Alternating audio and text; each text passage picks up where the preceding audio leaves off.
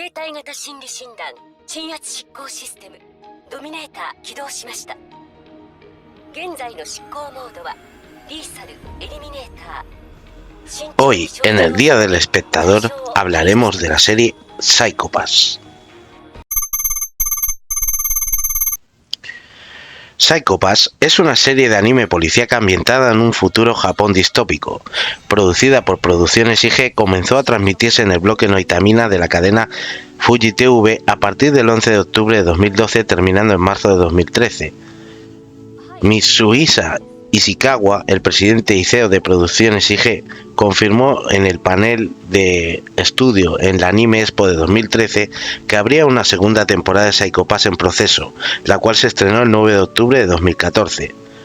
Un largometraje, Psycho Pass, la película, fue estrenada el 9 de enero de 2015 junto con una trilogía de películas llamada Psycho Pass Signs of System en 2019.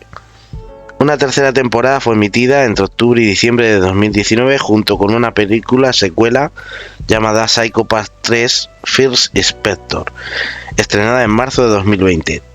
Todas las historias tienen lugar en una distopía futura autoritaria donde sensores públicos omnipresentes escanean continuamente los estados mentales de todos los ciudadanos de paso con el fin de determinar su propensión criminal. Basándome en la primera temporada, solo hablaré de sus tres personajes principales. En este caso hablaré de Shinya Kogami, que es un ejecutor de la Unidad 1 de la Sección de Crimen de Seguridad Pública y subordinado de Akane. Anteriormente era inspector y compañero de Ginoza, sin embargo, tras el cruel asesinato de Sasayama, un ejecutor asesinado a su cargo durante el transcurso de una investigación, acabó obsesionándose con la resolución del caso, aumentando con rapidez su coeficiente de criminalidad hasta el punto de que fue degradado al puesto de ejecutor. Por otro lado tenemos a Kane Tsunemori, inspectora recién asignada a la Unidad 1, considerada una ciudadana ejemplar. Decidió ingresar a la policía a pesar de tener altas cualificaciones que le permitían entrar en otras áreas de las empresas públicas y privadas, debido a que fue la única persona que logró un buen puntaje en dicha área, lo cual la llevó a creer que tal vez había algo que solo ella podía hacer si ingresaba a la Oficina de Seguridad Pública.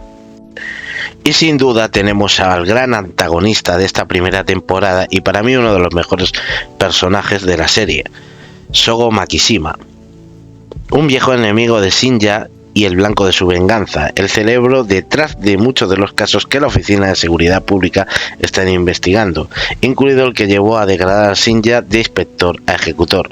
A pesar de sus asesinatos, su coeficiente nunca ha alcanzado niveles peligrosos, haciéndole inmune al Dominator. Entre los animes hay de todos los giros, y si te interesa algo detectivesco, futurista o aún filosófico, existe una gran variedad de producciones concluidas y en emisión en las que los géneros mencionados pueden llegar a combinarse causando resultados únicos. Así, de hecho, Psycho Pass es un elogiado thriller policíaco, cyberpunk y filosófico que tuvo un excelente trabajo artístico de la mano de Akira Amano y un gran guión escrito por Gen Urobuchi, quien también desarrolló el subvalorado pero genial anime criminal y existencial Black Lagoon. Para la gente que le guste el cyberpunk, recomiendo imprescindible la trilogía de Sprawl, porque es, digamos, el padre del cyberpunk en todo su esplendor. Para decir de qué trata Psycho Pass, es un anime policíaco y de ciencia ficción que a grandes rasgos presenta la historia de Akane Tsunemori, que es una aguda inspectora que integra a la Unidad 1 de la Sección de Crimen de Seguridad Pública. No obstante, Akane y sus compañeros no son detectives comunes, pues su contexto es un futurista Japón gobernado por el sistema de superinteligencia artificial civil.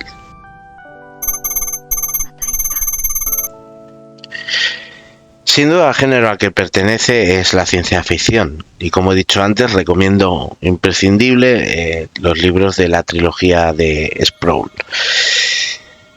La ciencia ficción en Psycho Pass consiste en un futurismo distópico soft, que trata de un anime cyberpunk en el cual las premisas científicas aplicadas, no siendo el objeto de la trama, son mínimamente detalladas durante la narración. En otras palabras, la ciencia ficción soft no explica sus aspectos científicos de manera rigurosa, como si la ciencia ficción hard.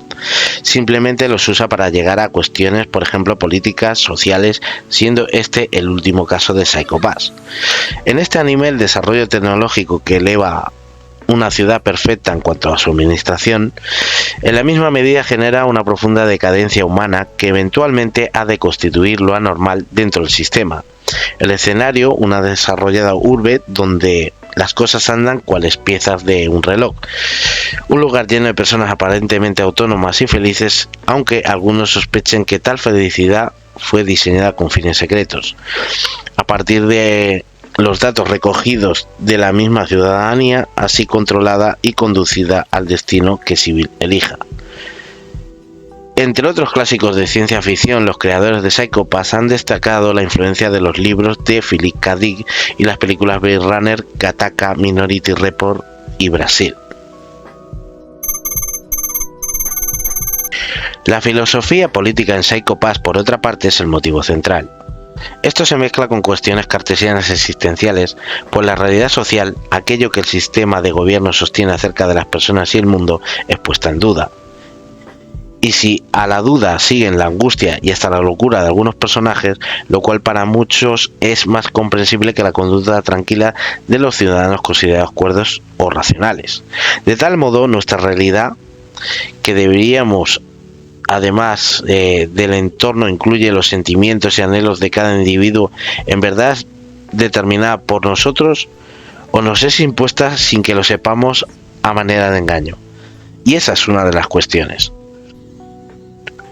Por lo anterior, el problema de la libertad está presente en toda la trama de Psycho Pass. Filósofos como San Agustín, quien defendía la idea del libre albedrío, o Kant, quien decía que para ser libre hay que ser autónomo, habrían detestado la urbe planteada en esta ficción, donde la fuerza gobernante no tiene la gracia de permitir a los otros elegir su destino, de manera que las voluntades, las ideas, los cuerpos devienen heterónomos, es decir, dominados por un gran poder externo a ellos. Y para Kant y Agustín esto habría sido una monstruosidad y el fin de la ética. Más el origen de la mayoría de los países contemporáneos no son todas las teorías de los mencionados, sino el contractualismo planteado por filósofos como Hobbes, quien apuntó que al instaurar un Estado es necesario precisamente ceder la autonomía a un soberano fuerte que gobierne y salve de la guerra constante que representa el estado de naturaleza. Sobra decir que esta visión está escenificada en Psycho Pass. Pues sí, cae el sistema de todos se aporrean hasta la muerte, y una bella ciudad colindante con un exterior definido por la guerrilla y la destrucción. Como consecuencia de tal condición de peligro, el estado planteado por Hobbes y también en Psycho Pass se sustenta en el miedo. A partir del miedo, el aniquilamiento, se debe elegir lo que es considerado como bueno por el grupo social sobre lo igualmente determinado cual malo. Entonces el temor es diversificado y ya no únicamente se da hacia lo externo. Al interior del grupo se imponen castigos tan severos como las manadas de lobos en descampado. El contrato social puede ser peor que el estado de naturaleza o quizá no. En torno a esta incertidumbre se debate el anime.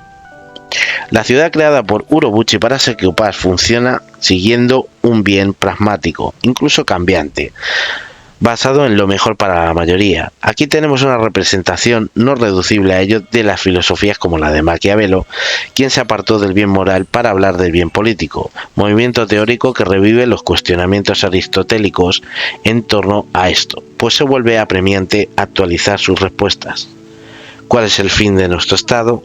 ¿Qué es la justicia para nosotros? ¿Cuál es el fin de nuestros ciudadanos? ¿Qué es lo mejor para todos aquí?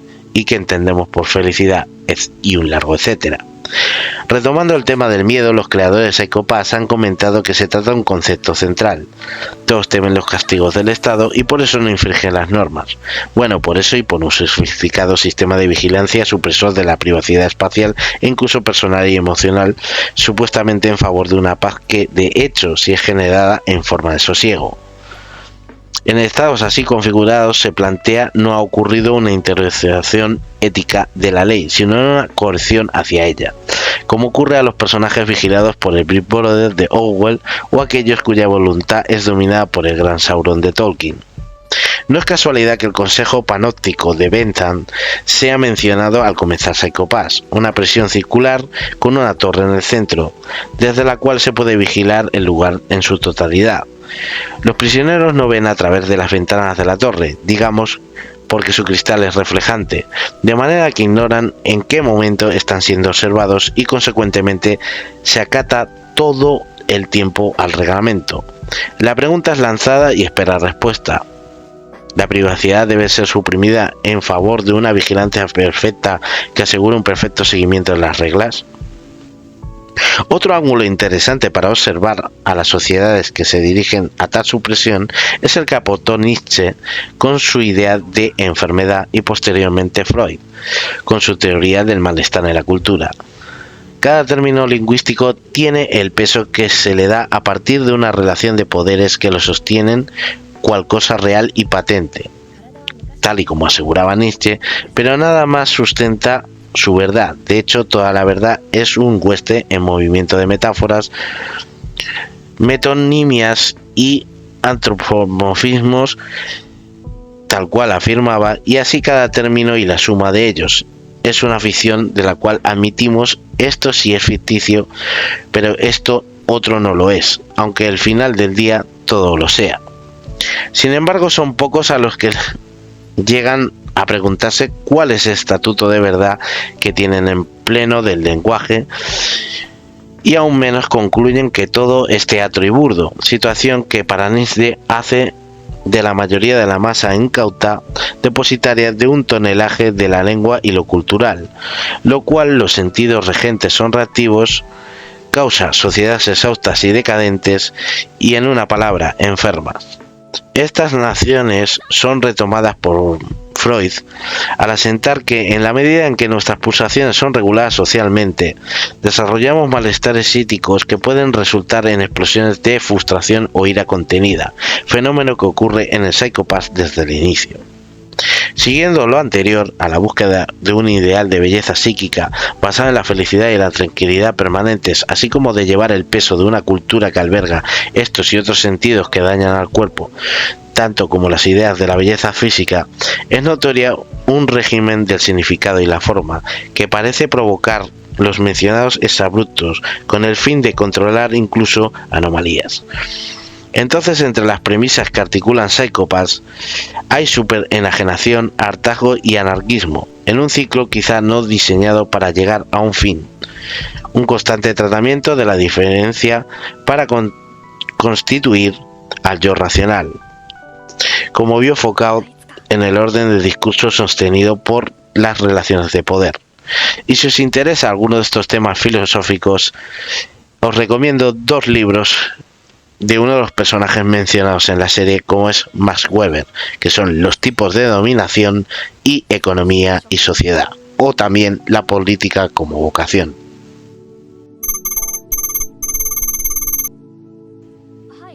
Sin duda, para mí esta serie fue un antes y un después, sobre todo por todo lo que he explicado a lo largo del vídeo, ¿no? Aparte de ser una serie completamente diferente y que no seguía, los arquetipos Moe, que algún día explicaré qué es Moe, me parece una serie grandiosa, ¿no? Tanto la serie como las películas, con una gran producción venida de la mano de Producciones IG, que son creadores de grandes maravillas, ¿no? Como ha sido Appleseed o... Sí, básicamente Appleseed de Masamune Shirow y Ghost in the Shell, ¿no? Que es la que todo el mundo recuerda. Pero bueno, también han hecho un montón de cosas más, ¿no? Y es una de las grandes productoras japonesas. Para mí, sinceramente, una maravilla a nivel técnico, a nivel de desarrollo, de producción. Y destaco la primera temporada porque se que la persona que está viendo este vídeo aún no ha visto el resto. Espero que te ponga las pilas, Unai, para verlo. Yo sí me he visto toda, o sea, me he visto todo lo que han sacado. Me he visto la primera temporada, me he visto la segunda temporada y la segunda temporada desde otra perspectiva, porque también la hay. Me vi la película. Después vi la tercera temporada, me vi las creo que son 4 o 5 OVAs que están relacionadas con la tercera temporada y que te explican un poco, o sea, es decir, me he visto las películas, me he visto la serie, me ha encantado la serie. Espero que nos den noticias acerca de ella, y para mí es una serie altamente recomendable para todos aquellos que les guste el género policíaco, el género thriller, el género suspense, el género cyberpunk. Para aquellos que hayan visto Ghost in the Shell es absolutamente imprescindible, y como digo, hay muchas escenas maravillosas, pero sin duda la primera temporada creo que tiene un antagonista, un villano que está fuera, o sea, que es excelente sería la palabra, ¿no? Porque para mí Makishima Sougo no solo es un criminal, sino que es una persona que es tremendamente inteligente, tremendamente manipulador, capaz de hacer cometer crímenes a otros, y que es una persona que se ve estudiado, se ve que es de una familia pudiente, pero que tiene el placer de que le gusta matar o que otros se maten, le da como cierto placer, ¿no? Esto lleva a que Kogami Shinja, al perder a su compañero, pues se convierta en una caza, ¿no? Y esa primera temporada me parece maravillosa en todos los aspectos. Me parece maravillosa por tema banda sonora. O sea, lo que es el tema de la banda sonora me parece fantástica. Que está hecha por Yugo Kanno, no confundir con Yoko Kanno, que Yoko Kanno es la que puso banda sonora Ghost in the Shell, pero bueno, no sé si existe algún tipo de parentesco, pero como digo, aparte de que la serie pertenece a la demografía seinen y que pertenece al género de ciencia ficción, policíaco, misterio y cyberpunk, género que a mí me encanta, y sobre todo el género policíaco. O sea, yo personalmente soy de esas personas que me encanta este tipo de género, porque tener una serie, aunque sea animada, que te estimule el cerebro de alguna manera, pues a mí me llena y me enriquece bastante, ¿no? Como digo, para mí Makishima es sublime como antagonista de Kogami Shinja. Recuerdo cuando, por ejemplo, Makishima se mete en un colegio y enreda a una chica para que cometa asesinatos y así se nuble su Psycho-Pass, ¿no? Eso me pareció genial. O sea, además con aquella referencia en la fuente y demás. Akane, cómo va de menos a más a lo largo que va avanzando la serie. Hay gente que no entendió la segunda temporada porque quitar al personaje de Kogami, decían que le restaba presencia a ella, y yo creo que no, al contrario, lo que hace es que consigue profundizar más en el personaje, ¿no? Y luego la tercera temporada, pues bueno, también nos quitan a Kane, ¿no? Y nos dejan ahí un buen papelón, pero la serie, digamos que trata de mantener la altura. Yo creo que el listón estaba muy alto en la primera temporada, con un montón de personajes dispares y carismáticos, indudablemente. Y creo que, bueno, toda esta historia de la tecnología, el sistema civil, los Dominators, cómo funciona el Estado en general y todas esas preguntas que digamos de alguna manera se puedan asemejar a nuestra vida, a nuestro contexto social en el que vivimos, pues yo creo que es una serie muy interesante y que la gente, yo creo que mucha gente se ha perdido, ¿no? Y yo creo que es una serie altamente recomendable. A mí, Unai, personalmente no hacía falta que me la recomendaras. Soy de esas personas que buscan este tipo de estímulos a nivel visual e intelectual. O sea, quiero que lo que veo me aporte algo y me haga pensar. Entonces, digamos que este es mi género, ¿no? Y por eso, desde el capítulo 1 me metí de lleno en la serie hasta el final, hasta esta tercera temporada, ¿no? Y creo que para mí es una serie altamente recomendable. Como digo, aquella gente que de verdad quiera disfrutar de algo diferente, que no sea fantasía épica y tal, tiene una serie que es, por un lado, muy fantástica, pero por otro lado es muy seria, ¿no? Y bueno, hasta aquí mi pequeña reflexión, ¿no? Sobre esta serie y este análisis bastante exhaustivo. Espero, Unai, que te haya gustado.